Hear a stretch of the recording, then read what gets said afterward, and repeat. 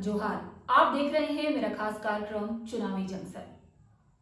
झारखंड विधानसभा चुनाव को लेकर इंडिया गठबंधन और एनडीए ने अपनी पूरी ताकत झोंक दी है। अपने प्रत्याशियों को मैदान में उतार दिया है और सीटों को फतह करने का सिलसिला लगातार जारी है। साम दाम दंड भेद लगाकर ये पार्टियां चुनाव जीतना चाहती हैं। एनडीए ने जिस तरह से सीट शेयरिंग का फॉर्मूला क्लियर कर दिया, ये बता दिया कि कौन कितनी सीटों पर चुनाव लड़ रहा है। एनडीए में 68 सीटों पर बीजेपी, 10 सीटों पर राजसू, 2 सीटों पर जेडीयू और 1 सीट पर एलजेपी रामविलास का चुनाव लड़ना तय हुआ। सभी ने अपने प्रत्याशियों को मैदान में उतारा और नामांकन भी दाखिल कर दिया।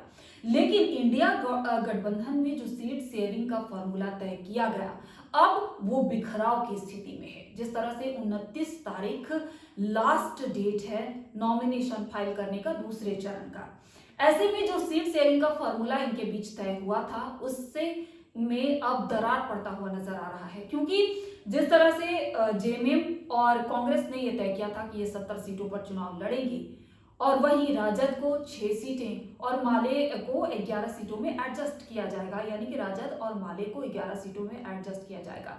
लेकिन अब हुआ यूं कि तेजस्वी से मीटिंग के बाद जब 6 सीटों की घोषणा की गई, उसके बाद कांग्रेस ने जब अपनी दूसरी सूची जारी की तो वहां पे ये क्लियर हो गया कि राजद ने जहां बिश्रामपुर से अपने उम्मीदवार उतारे थे, वहां से कांग्रेस ने भी अपने उम्मीदवार उतार दिए, यानी कि टूट की शुरुआत यहीं से हो गई। उसके बाद राजद ने भी आओ देखा न ताओ, छतरपुर से जहां कांग्रेस के उम्मीदवार राधा कृष्ण किशोर थे, वहीं अब राजद ने भी अपने उम्मीदवार विजय राम के तौर पर उतार दिया है। वहीं माले भी सीटों से संतुष्ट नहीं है। माले ने भी अपनी प्रत्याशियों को मैदान में उतार दिया है। जहां राजधनवार से जो जेएमएम ने अपने उम्मीदवार दिए हैं, वहीं माले ने भी अपने उम्मीदवार उतार दिए हैं। तो क्या अब इंडिया गठबंधन में शामिल राजद, कांग्रेस और माले अलग अलग चुनाव लड़ेंगे? क्या इनके बीच सीटों को लेकर सुलह नहीं हुआ है? ये अब सामने आने के कुछ दिनों के बाद ही क्लियर हो पाएगा। लेकिन तमाम प्रत्याशियों ने, तमाम दलों ने अपनी अपनी तरफ से पूरी ताकत झोंक दी है। आज हम अगर बात करें जामा सीट की, जामा जो हेमंत सोरेन की, जो शिबू सोरेन की पुश्तैनी सीट मानी जाती है, पारिवारिक सीट, जहां से जेएमएम ने आज तक हार का मुंह नहीं देखा। सिर्फ 2005 को अगर छोड़ दें तो 1980 से लेकर 2019 तक, यानी कि पिछले चुनाव तक, ये सीट शिबू सोरेन के परिवार में रही। आपको बता दें कि 1980 में जब पार्टी का गठन हुआ तो पार्टी सुप्रीमो शिबू सोरेन ने इस सीट से देवांश सोरेन को उम्मीदवार बताया और देवांश सोरेन ने इस सीट पर पहली बार जीत दर्ज की। उसके बाद 1985 में पार्टी सुप्रीमो शिबू सोरेन खुद इस सीट से चुनाव लड़ते हैं और वो भी जीत हासिल करते हैं। इसके बाद 1990 में मोहरिन मुर्मू को शिबू सोरेन उम्मीदवार बनाते हैं और उन्होंने भी इस सीट से जीत हासिल की। इसके बाद 1995 और 2000 में शिबू सोरेन के बड़े बेटे, जो अब इस दुनिया में नहीं है, दुर्गा सोरेन, वो इस सीट पे जीत हासिल करते हैं।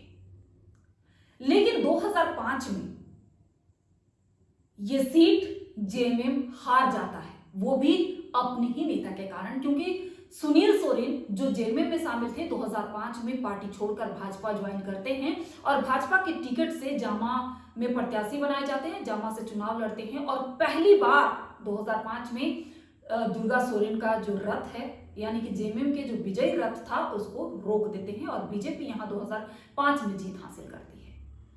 लेकिन 2009 में दुर्गा सोरेन के निधन के बाद उनकी पत्नी सीता सोरेन यहां से चुनाव लड़ती हैं और वो जीत हासिल करती हैं। उसके बाद लगातार हैट्रिक 2009, 2014 और 2019 के चुनाव में सीता सोरेन यहां से विजयी होती हैं। लेकिन लोकसभा चुनाव में 2019 जब चुनाव जीतती हैं, उसके बाद अभी जो 2024 का लोकसभा चुनाव होता है, इसके पहले हेमंत सोरेन जो सरकार यहाँ पे चल रही है, यानी कि 2019 में हेमंत सोरेन की सरकार बनती है, जेएमएम पार्टी यहाँ से लीड करती है, हेमंत सोरेन मुख्यमंत्री होते हैं। लोकसभा चुनाव के ठीक पहले कुछ मामले में हेमंत सोरेन को ईडी गिरफ्तार कर लेती है, वो जेल चले जाते हैं। जिस समय वो जेल जा रहे थे, पार्टी में बिखराव की स्थिति थी। ऐसा माना जा रहा था कि जब हेमंत सोरेन इस्तीफा देंगे तो मुख्यमंत्री किसे बनाएंगे। ऐसे में सीता सोरेन को लग रहा था कि वो पार्टी में बड़ी हैं, यानी कि हेमंत सोरेन की बीवी जो कल्पना सोरेन थी, उनके मुख्यमंत्री बनाए जाने का भी बात बहुत जोर शोर से उठा। लेकिन ये बात तय थी और सीता सोरेन को भी ये लग रहा था कि उनके परिवार की बड़ी बहू हैं, ऐसे में हो सकता है कि मुख्यमंत्री की कुर्सी उन्हें मिले। लेकिन बाद में ये तय हुआ और जेएमएम के कद्दावर नेता माने जाते हैं चंपई सोरेन, उनके हवाले मुख्यमंत्री की सीट कर दी गई। तो सीता सोरेन का ये मानना था कि उनकी अवहेलना हुई पार्टी में, उन्हें वो इज्जत नहीं मिला, उन्हें वो सम्मान नहीं मिला। और ठीक लोकसभा चुनाव के दौरान सीता सोरेन जेएमएम पार्टी से, अपनी पार्टी से इस्तीफा देकर बीजेपी में शामिल हो जाती हैं। लोकसभा में बीजेपी के प्रत्याशी बनाई जाती हैं, लेकिन वो चुनाव हार जाती हैं। एक बार फिर अब सीता सोरेन जेएमएम के टिकट पर चुनाव नहीं लड़ रही हैं। अब विधानसभा का चुनाव भी वो बीजेपी के टिकट से लड़ रही हैं, वो भी जामताड़ा सीट से। अब देखने वाली बात होगी कि जामा सीट जो पुश्तैनी सीट है, हम इस पे इसलिए चर्चा कर रहे हैं क्योंकि जामा सीट को हेमंत सोरेन ने बीजेपी से आई लुइस मरांडी के हवाले कर दिया है। लुइस मरांडी जो बीजेपी के कद्दावर नेता मानी जाती हैं, माना जाता है कि लुइस मरांडी ने पहली बार दुमका सीट से हेमंत सोरेन को हराया था और पहली बार ये सीट बीजेपी के खाते में गई थी और वहां से लुइस मरांडी जीत कर आई थी। इस बार के चुनाव में जब दुमका सीट बीजेपी ने सुनील सोरेन के हवाले कर दिया तो लुइस मरांडी ने बीजेपी से इस्तीफा दे दिया और जेएमएम में शामिल हो गई। अब जेएमएम ने अपनी पारंपरिक, अपनी पारिवारिक सीट लुइस मरांडी के खाते में दे दी है, उन्हें वहां से प्रत्याशी बनाया है। हेमंत सोरेन को कितना भरोसा है लुइस मरांडी पे, आप इसी से अंदाजा लगा सकते हैं, क्योंकि किसी भी कीमत पर हेमंत सोरेन इस सीट को खोना नहीं चाहेंगे। साम दाम दंड भेद कुछ भी हो, ये सीट वो फतह करने की कोशिश जरूर करेंगे। अब तो ये आने वाली बात जो वक्त है वो बताएगा कि लुइस मरांडी को जनता कितना पसंद करती है, क्योंकि जामा में विरोध के सुर भी बुलंद हो रहे थे। लुइस मरांडी को पसंद नहीं किया जा रहा था, इसके बावजूद भी आखिर हेमंत सोरेन ने लुइस मरांडी पे भरोसा क्यों किया, ये तो आने वाले वक्त में ही बताएगा। 23 नवंबर को जब रिजल्ट आएगा, रिजल्ट तय करेगा कि किसको चुना वहां की जनता ने, क्योंकि अभी तक हेमंत सोरेन के परिवार को चुनती आई है जामा की जनता, क्योंकि ऐसा माना जाता है कि हेमंत सोरेन का जो परिवार है वो इस सीट यहाँ की जनता के भरोसे के काबिल है। फिर अगले एपिसोड में हम और सीटों पर आपसे चर्चा करेंगे।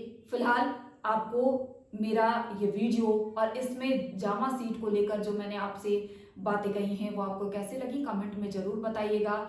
और आप मेरे वीडियो को लाइक कीजिए, शेयर कीजिए, सब्सक्राइब कीजिए। आपका साथ हमारे लिए बेहद महत्वपूर्ण है। शुक्रिया।